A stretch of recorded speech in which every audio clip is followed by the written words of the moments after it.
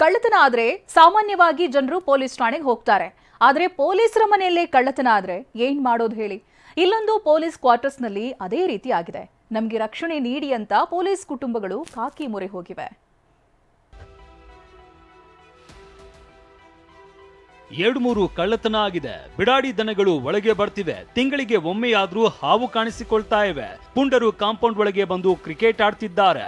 ಅದೇ ಪುಂಡರು ಸಂಜೆ ವಾಕಿಂಗ್ ಹೋಗೋ ಹೆಂಗಸರು ಹಾಗೂ ಮಕ್ಕಳನ್ನ ಚುಡಾಯಿಸ್ತಾ ಇದ್ದಾರೆ. ನಮಗೆ ರಕ್ಷಣೆ ನೀಡಿ.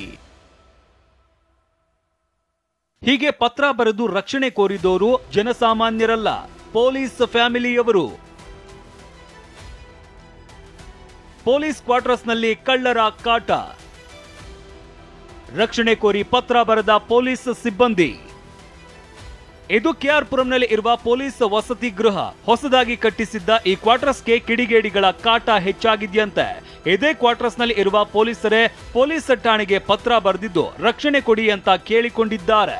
ಅಪಾರ್ಟ್ಮೆಂಟ್ನಲ್ಲಿ 3 ಬಾರಿ ಕಳ್ಳತನ ಆಗಿದೆಯಂತೆ. ಯಾವುದೇ ತಡೆಗೋಡೆ ಇರದ ಕಾರಣ ಪಕ್ಕದಲ್ಲಿ ಇರುವ ಸ್ಲಂಗಳಿಂದ ಹಾಗೂ ಏರಿಯಾಗಳಿಂದ ಪುಂಡರು ಹಾವಳಿ ಇಡ್ತಾ ಇದ್ದಾರಂತೆ.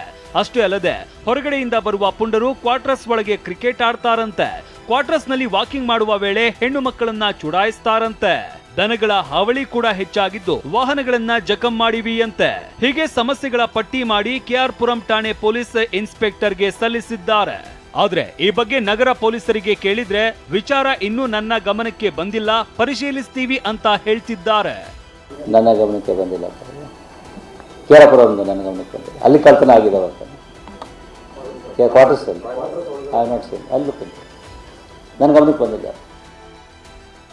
ಇನ್ನು ಕಾಂಪೌಂಡ್ ನಿರ್ಮಿಸುವ ವಿಚಾರಕ್ಕೆ ಕ್ವಾರ್ಟರ್ಸ್ ಹಿಂಭಾಗ ಇರುವ ನಿಸರ್ಗ ಲೇಔಟ್ ಮತ್ತು ಪೊಲೀಸ್ ಹೌಸಿಂಗ್ ಬೋರ್ಡ್ ನಡುವೆ ಭಿನ್ನಾಭಿಪ್ರಾಯ ಇದೆಯಂತೆ.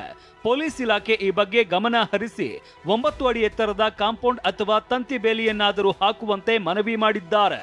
ಅದೇನೇ ಇರಲಿ, ಸದಾ ಕಳ್ಳರು, ರೌಡಿಗಳು, ಪುಂಡರ ವಿರುದ್ಧ ಕೆಲಸ ಮಾಡುವ ಪೊಲೀಸರ ಕುಟುಂಬಗಳಿಗೆ ಸೂಕ್ತ ರಕ್ಷಣೆ ನೀಡಬೇಕಾಗಿದೆ.